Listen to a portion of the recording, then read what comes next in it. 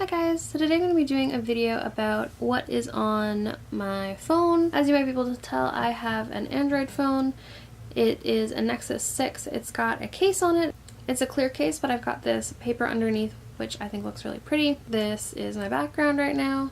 I also have a lock screen background, which is just actually a picture of the Nexus 6. At this point, this is a fairly old phone, but it's still working really well. So yeah, I'm just going to show you what's on mine. So let's just start with the home screen, I guess. When I swipe left, I get this page that tells me like the weather and if there's any news or updates for me. And then this is my home page. So I've got some stuff for my photos and blog. I have the Google Photos app. I have Buffer, which is for scheduling.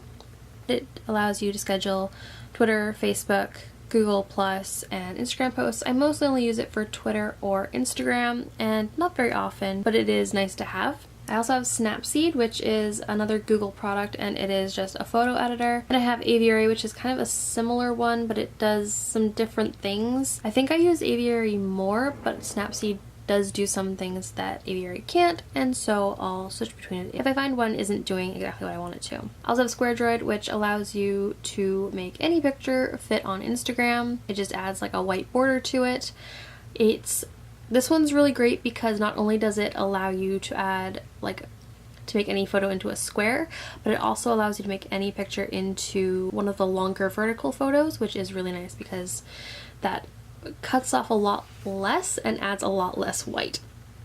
And then I just have my Canon Connect thing, which just allows me to connect my T6i and get pictures from there or take like far away pictures. Remote pictures, I guess.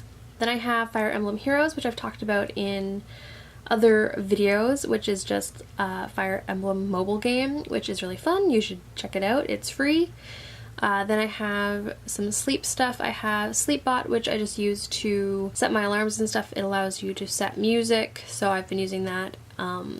It also allows you to track your sleep and record when you went to sleep and when you woke up, which is useful, sort of, or nifty if not useful. And I also have Buddhify, which is a meditation app, which I mostly use when going to sleep, so that's why it's in the sleep section. I also have Hydro Coach, which is a water tracking app.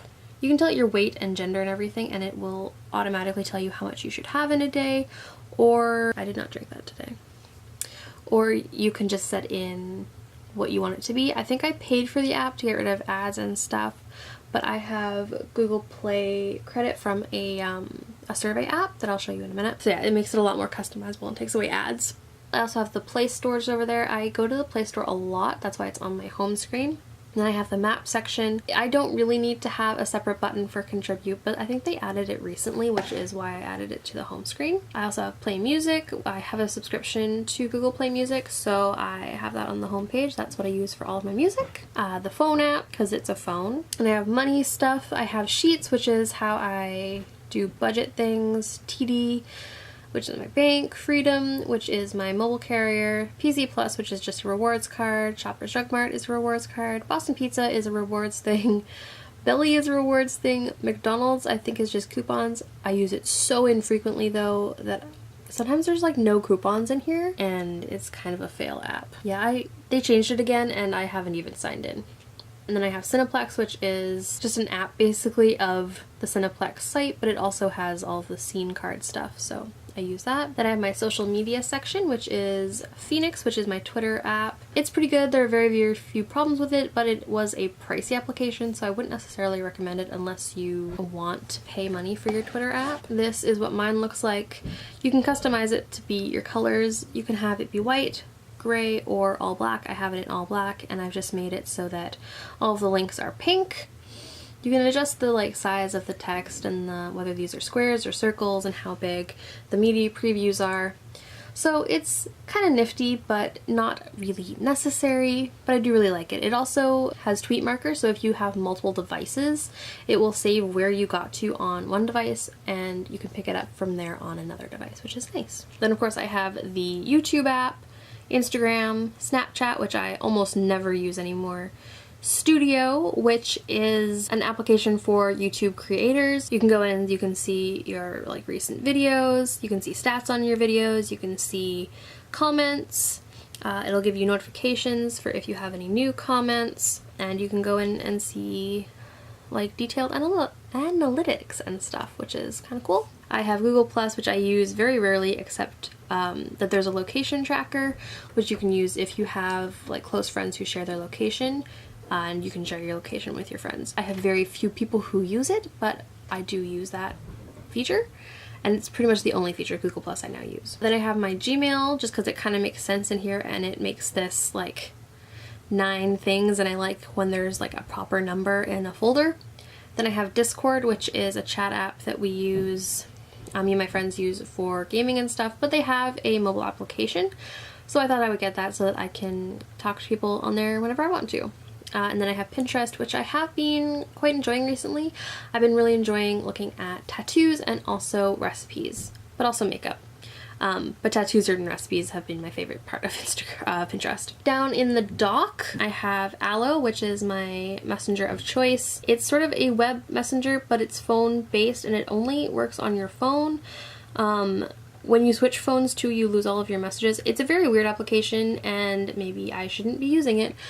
Maybe none of us should be using it, but me and a couple of my closest friends are. Yeah, it's just sort of an internet messaging thing, private messaging. You can also have group messages, you can post gifts, there's fun stickers, and yeah, it's just a Google chat app. Then I have Chrome and the camera application, which I use a lot, and then I have the calculator app, which I use probably more than you think I would. Then on the second page, I have a widget with my notes and stuff. I also have my calendar widget. There's a bunch of colors on there because it's synced with a couple of my friends as well. Then I have the Goodreads application, which I use a lot. Clue is a period tracking app. IMDb is IMDb. I actually use IMDb a lot, which is why it's on the home screen. Then right here I have my stuff to read folder, which is not full. I think I deleted something recently. But that has Greader, which I use for RSS feeds, mostly for blogs. Reddit Sync Pro, which is a Reddit application, a paid one again. And then Zenio is a magazine application, which is the application that my local library uses, where you can take magazines out. And there's a lot of magazines you can take out for free, and they all use Zenio. So then there's the games folder. I have Pokemon Go, obviously, Lara Croft Go, which is a pretty fun game. I have never played any Lara Croft games, so I don't really know if it has anything to do with anything except that it's a picture of Lara Croft running around, but it's a pretty fun little puzzle game. Lifeline 2 is the sequel to a text-based game that I've talked about.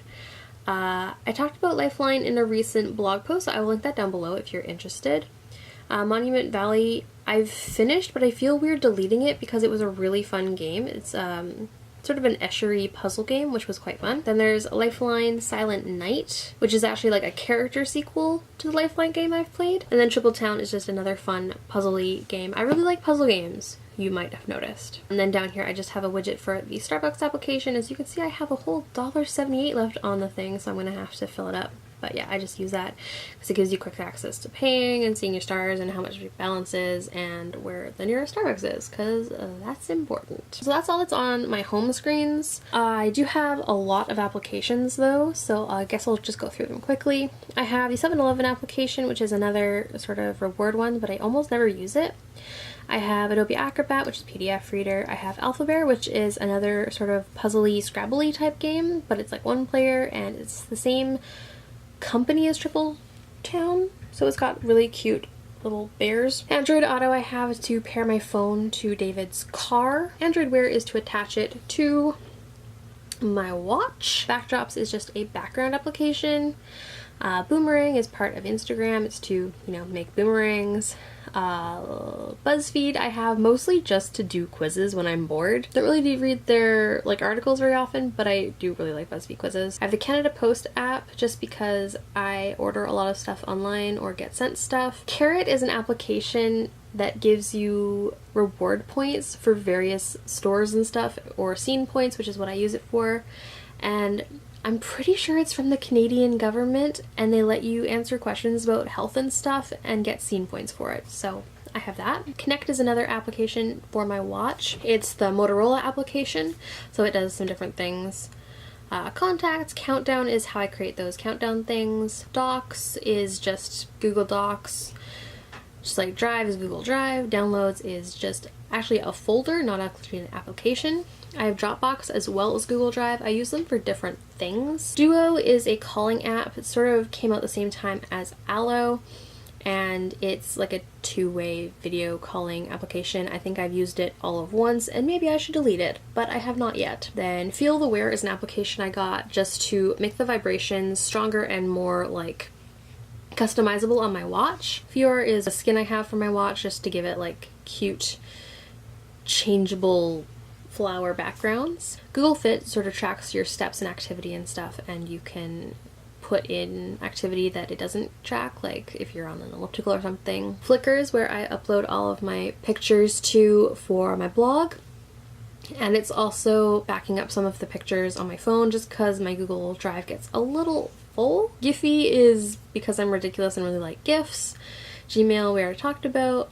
Google is just an application it kind of adds in here. It takes you to Google Now if you open it. Groups is Facebook groups. I don't use Facebook for anything except for a couple of blogger groups that I'm a part of. Other than that, I probably would have deleted my Facebook by now. But I do have the Google Groups application so that I can interact with blogger people online. Hangouts is another Google chat app, actually. They have a lot of chat apps. I don't use Hangouts anymore, but I kind of have it as a backup. Google Home helps you connect your phone to one of the Chromecasts. I think we're still calling them Chromecasts. And David has one of those, so I have that to play movies and stuff through. Influencer is pretty self-explanatory if you know what Influencer is. It's just the website in an app. Layout, again, is just part of Instagram, as you can probably tell. Messages is your basic text application. That's how I talk to people who don't have Google applications and just use texting like normal human beings. Moto Body is, again, for my watch. It's sort of its own Google Fit, but it's run by Motorola. It works a little bit differently, and it's what my watch likes to use, so I have that for my watch. My calendar was the period app that I was previously using. I haven't deleted it because it has a lot of like back history for me, so I still have it, and I've been considering moving back to it just because it's a lot simpler than Clue, but yeah, so I still have that. Netflix I mostly have just to go in and see like what's new or browse stuff if I want to watch Netflix with a friend. It's a lot easier to go through it on my phone. OneNote, I just really love the idea of OneNote, which is why I have the application, but I almost never use it for anything. I have Periscope for literally 2 people. The only 2 people I follow who do Periscopes are Carissa and Samantha. Playbooks, games, movies and TV, music, newsstand, those are all Google applications. Pretty self-explanatory. Pocket is for saving articles from online that you might want to read later when you don't have internet. Poke.info is basically a Pokedex and just tells you about random Pokemon. Rewards is the application I was talking about earlier, which allows you to do surveys. I have no surveys at this time, but it gives you play credit for those surveys. Right now I have $7 and almost 50 cents. Just from doing random little surveys. Sliding Explorer is just to get into like the file folders in Android, just because there's no real way to do it through Android itself. Stay Lit Wear is another thing for my watch. I got to make sure that the light stays on a little longer. I have Steam, even though I haven't played a Steam game in ages and ages, just because it's how everyone used to play, and I like to be able to check if people were playing something, which is ridiculous. Time Hop is really fun. It's an app that basically goes through all of your social media and your pictures and stuff and tells you what you did on that day in the past. And apparently I've been using various social media for so long that I get now stuff as far back as 9 years ago, which is really fun. So it shows you like old Facebook posts, tweets, and pictures you took, which is pretty cool. Time Play is for the games they put on before movies at Cineplex sometime. Google Translate is pretty self-explanatory. Twitter, I literally only have the regular Twitter app because Time Hop will not use Phoenix to show me old tweets. And sometimes tweets that it shows me were part of like a chain, or I was responding to someone and I want to see what I was responding to, and it'll only let me do that if I have the Twitter app. Netflix lets you know when there's new stuff added to Netflix. Vaulty is just for like hiding pictures or anything that you want hidden. Wallpapers is a Google wallpaper app. Words Classic is actually Words with Friends. It's a pretty popular, basically Scrabble game So you probably already know what that is. Zedge is another wallpaper app, but it also has like notification sounds. So a lot of my ringtones and text notifications and that come from Zedge. Zomato used to be called Urban Spoon, but is now Zomato. It's basically like a restaurant guide site. So that's everything that is on my phone. If you want to go see what was on my phone 2 years ago, it was almost 2 years ago that I last did this video, then I will leave that linked down below. Otherwise, don't forget to give this video a thumbs up if you enjoyed it, and subscribe to see more videos from me, and I will see you in the next one. Bye guys!